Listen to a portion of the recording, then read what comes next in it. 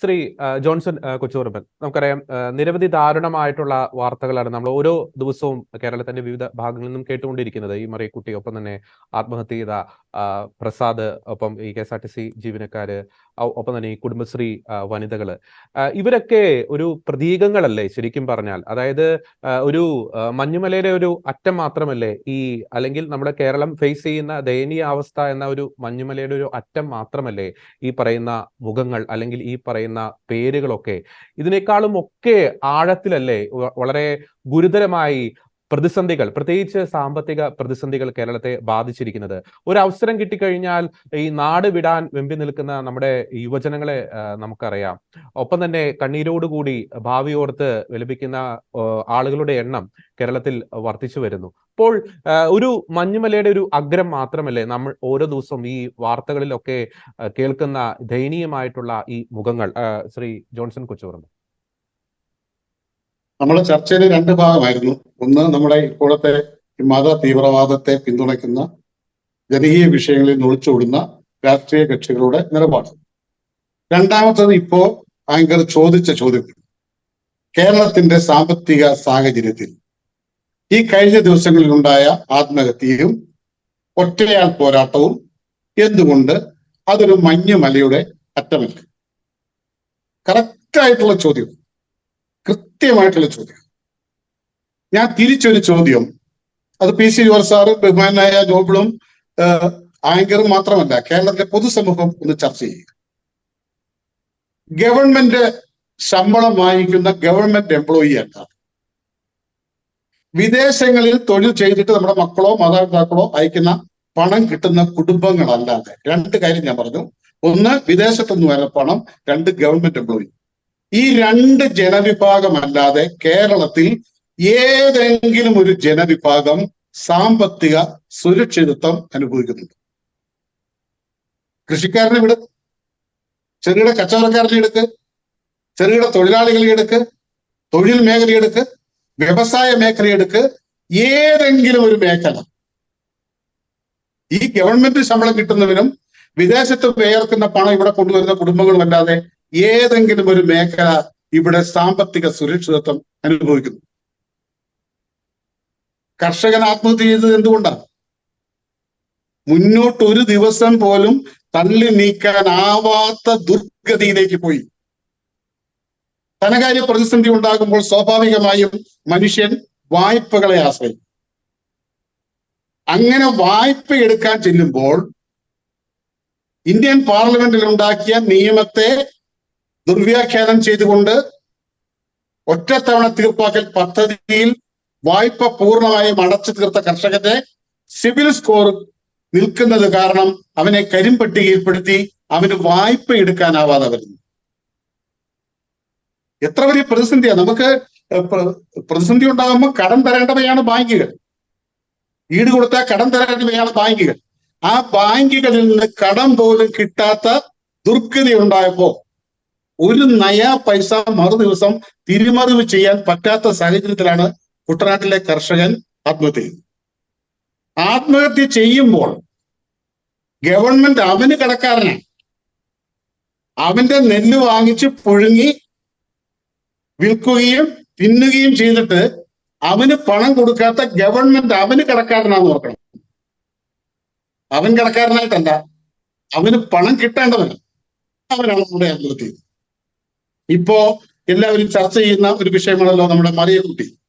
ഒരു മാധ്യമ പ്രവർത്തകൻ എന്ന നിലയിൽ ഞാൻ അവിടെ പോയതാണ്. കൃത്യമായി ഞാൻ അവരെ കാണുന്നതിന് മുമ്പ് ആ മേഖലയിൽ പോയി പല വ്യക്തികളുമായി എന്റെ വ്യക്തിബന്ധം ഉപയോഗിച്ചുകൊണ്ട് ഇതൊരു രാഷ്ട്രീയ പ്രേരിത സമരമാണ്, ഇവരെ ആരെങ്കിലും ഇളക്കി വിട്ടതാണ്, സർക്കാരിനെതിരെ ഒരു ഒരു ഒരു സമരം വൈറലാക്കാനുള്ള നീക്കമാണ്? കൃത്യമായി ഞാൻ അന്വേഷിച്ചു. അല്ല, അവർക്ക് റേഷൻ കടയിൽ നിന്നും ആവശ്യത്തിന് റേഷൻ കിട്ടുന്നില്ല. ഒരു മാസം 4 കിലോ അരിയെ കിട്ടുന്നുള്ളൂ. മറ്റൊരു ആനുകൂല്യങ്ങളും അവർക്കില്ല. ജീവിക്കാൻ ഒരു മാർഗമില്ല. എന്താ പിന്നെ അടുത്ത ഗതി? ഭിക്ഷയെടുത്തു, നഗരത്തിലൂടെ ഭിക്ഷയെടുത്തു. അവരെ അവഹേളിക്കുന്നതിന് പകരം അവരെന്തുകൊണ്ട് സമരം ചെയ്തു എന്നാണോ ചർച്ച ചെയ്തത് ഇവിടെ? ക്ഷേമ പെൻഷൻ മുടങ്ങിയിട്ട് 5 മാസമായി. ഞാൻ വളരെ ഓടിച്ചൊരു കണക്ക് പറയാം. ക്ഷേമ പെൻഷൻ മുടക്കിയിട്ട് 5 മാസം. ഇന്നലെ പണം അനുവദിച്ചു ജനകീയ ഹോട്ടലിന്. ആരാണ് ഈ ജനകീയ ഹോട്ടൽ നടത്തിക്കൊണ്ടിരുന്നത്? സർക്കാരിനെ വിശ്വസിച്ച് ഇവര് സമരങ്ങൾ നടത്താനും സമ്മേളനങ്ങൾ നടത്താനും സാരി ഉടുപ്പിച്ച് തെരുവിലിറക്കുന്ന നമ്മുടെ അമ്മമാരുണ്ടല്ലോ, കുടുംബശ്രീയിലെ അമ്മമാർ, അവരെ ഏറ്റെടുത്ത് സർക്കാരിനെ വിശ്വസിച്ച് ഏറ്റെടുത്ത് നടത്തിയ ജനകീയ ഹോട്ടൽ നടത്തിയതിന്റെ പേരിൽ ലക്ഷക്കണക്കിന് രൂപ അവർക്ക് കടമായിരുന്നു. ഇന്നലെ എന്തായാലും കുറച്ച് പണം അനുവദിച്ചു. റേഷൻ വ്യാപാരികൾ, ഞാൻ അവരുമായിട്ട് കഴിഞ്ഞ ദിവസം പോയി കണ്ടു, അവരുടെ സംഘടനാ പ്രതിനിധികളെ കണ്ടു. ഒരു റേഷൻ വ്യാപാരിക്ക് ഇപ്പോൾ 18,000 രൂപയാണ് ഗവൺമെന്റ് കൊടുക്കുന്ന സാലറി, ലാഭയുക്തമായിട്ട് കൊടുക്കുന്നത്. അവൻ അതിന് വാടക കൊടുക്കണം, തൊഴിലാളിക്ക് ശമ്പളം കൊടുക്കണം, കറണ്ട് ബില്ല് അടയ്ക്കണം, അവന്റെ കുടുംബം കഴിയണം. അപ്പോൾ വെള്ളക്കാർക്കുള്ള അരി കച്ചവടക്കാർക്ക് അരി കൊടുക്കാതായപ്പോൾ അവന് അവന്റെ ആ അളവിലേക്ക് വിൽക്കാൻ കഴിയുന്നില്ല. അവന് ഈ 18,000 പോലും കിട്ടുന്നില്ല. കഴിഞ്ഞ 2 മാസമായി റേഷൻ കടക്കാർക്ക് സർക്കാർ പൈസ കൊടുത്തിട്ട്. ഉച്ചക്കഞ്ഞി PC സാർ പറഞ്ഞല്ലോ, പ്രഭാത ഭക്ഷണം സംസ്ഥാനത്ത് സ്കൂളിൽ വിതരണം ചെയ്തതിന്റെ ഉദ്ഘാടനം ഉടുമ്പൻചോലയിലെ പാമ്പാടുംപാറ തമിഴ് സ്കൂളിൽ നടത്തിയപ്പോൾ ബഹുമാനായ വിദ്യാഭ്യാസ മന്ത്രി വന്ന് നടത്തിയപ്പോൾ ഞാൻ അവിടെ ഉണ്ടായിരുന്നു. ഉച്ചഭക്ഷണത്തിന്റെ പണം പോലും കൊടുക്കാനാവാത്തവൻ പ്രഭാത ഭക്ഷണം ഉദ്ഘാടനം ചെയ്ത് പോയിട്ട് വല്ല അർത്ഥമുണ്ടോ? എത്ര അധ്യാപകനാണ്. ഒരു സ്കൂളിലെ ഒരു ടീച്ചറിന്റെ ഒരു ബൈറ്റ് എടുക്കാൻ അവിടെ ചെന്നപ്പോ അവിടുത്തെ അധ്യാപകർ പറയാം, എന്റെ പൊന്നു സാറെ തെണ്ടി മടുത്തു. സഹ അധ്യാപകരോടൊക്കെ ചോദിക്കും, അവരൊക്കെ ഇപ്പൊ കൈമലർത്തി തുടങ്ങി. PTA മടുത്തു, ആരും പണം തരുന്നില്ല, കുട്ടികൾക്ക് എങ്ങനെ ഭക്ഷണം കൊടുക്കും?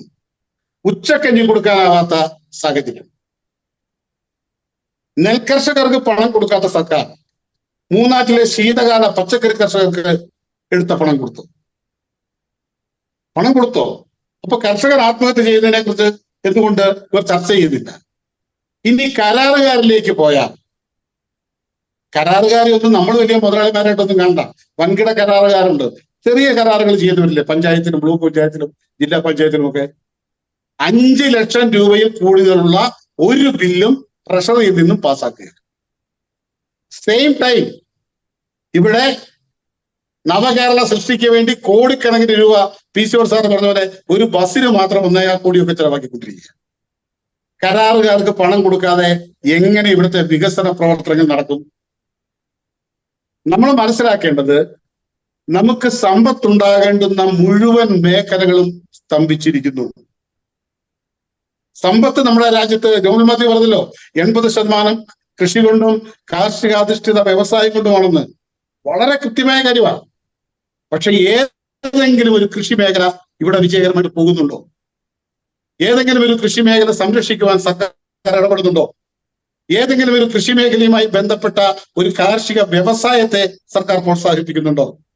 ഒരു ചെറുകിട സംരംഭങ്ങളെ സർക്കാർ പ്രോത്സാഹിപ്പിക്കുന്നുണ്ടോ? ഇന്ന് ചെറുകിട കച്ചവടക്കാർ മുഴുവൻ വലിയ പ്രതിസന്ധിയിലാണ്. ഓൺലൈൻ മാർക്കറ്റിംഗ് വന്നപ്പോ അവർക്ക് പിടിച്ചു നിൽക്കാൻ കഴിയുന്നില്ല. അപ്പൊ ആരെങ്കിലും വലിയ നിക്ഷേപവുമായിട്ട് ഇവിടെ വന്നാൽ അവർക്ക് ഇവിടെ കച്ചവടം ചെയ്യാൻ കഴിയുന്നുണ്ടോ? എന്തുകൊണ്ടാണ്, നമ്മളൊന്ന് ചർച്ച ചെയ്ത് നോക്കിയേ, എന്തുകൊണ്ടാണ് ആയിരക്കണക്കിന് ആ വ്യക്തികൾക്ക് തൊഴിൽ കൊടുത്തിരുന്ന ഒരു സ്ഥാപനം നമ്മുടെ സംസ്ഥാനം വിട്ടു പോകേണ്ടി വന്നത്? അവിടെ എന്തെങ്കിലും തെറ്റായ പ്രവർത്തനങ്ങൾ നടത്തുന്നുണ്ടെങ്കിൽ ചർച്ചയിലൂടെ അത് പരിഹരിച്ച് ആ വ്യവസായത്തെ ഇവിടെ പിടിച്ചു നിർത്തി ആ തൊഴിൽ മേഖല ഇവിടെ സംരക്ഷിക്കേണ്ട ഉത്തരവാദിത്തമുള്ള ഗവൺമെന്റ് നിഷ്ക്രിയമായെന്ന് മാത്രമല്ല, ആ സ്ഥാപനത്തെ വേട്ടയാടി പൊന്നും പൂവും കൊടുത്ത് മറ്റൊരു സംസ്ഥാനം കൊണ്ടുപോയില്ലേ? എന്തുകൊണ്ടാണ് ഈ അടുത്ത ദിവസം ഒരു നിക്ഷേപം ഈ സംസ്ഥാനത്ത് നടത്തി എന്നതിന്റെ പേരിൽ ഒരു വ്യക്തി നടു റോഡിൽ ഒറ്റയ്ക്ക് കിടന്ന് സമരം ചെയ്യേണ്ടി വന്നത്? മറ്റൊരു മറിയക്കുട്ടിയല്ലേ അത്? മറിയക്കുട്ടി ഭിക്ഷപ്പെട്ടി എടുത്തു, അദ്ദേഹം നടു റോഡിൽ കിടന്നു. കോടിക്കണക്കിന് രൂപ ഈ സംസ്ഥാനത്ത് നിക്ഷേപിച്ചത്. നമ്മൾ മനസ്സിലാക്കേണ്ടത്, ഉൽപ്പന്നം ഉണ്ടാക്കുക, ഉപോൽപ്പന്നങ്ങൾ ഉണ്ടാക്കുക, അങ്ങനെ നിർമ്മാണ മേഖലയിലും അത് വിപണനം ചെയ്യുന്ന വിപണന മേഖലയിൽ ശ്രദ്ധിക്കാതെ ജനകീയ പ്രശ്നങ്ങളിൽ നിന്നും സർക്കാർ ഒളിച്ചോടുന്നു. അതാണ് ഹമാസ്. ജനകീയ പ്രശ്നങ്ങൾ ഉള്ള ഒളിച്ചോട്ടമാണ്. ജനങ്ങളെ അഡ്രസ് ചെയ്യുവാൻ, ജനങ്ങളുടെ പ്രശ്നങ്ങളിൽ ഇടപെടുവാൻ ജനപ്രതിനിധികളും ഇവിടുത്തെ ഇടത് വലത് മുന്നണികളും ഭയപ്പെടുന്നു. അതാണ് ഇപ്പോൾ കാണുന്ന സാഹചര്യം. ഓക്കെ.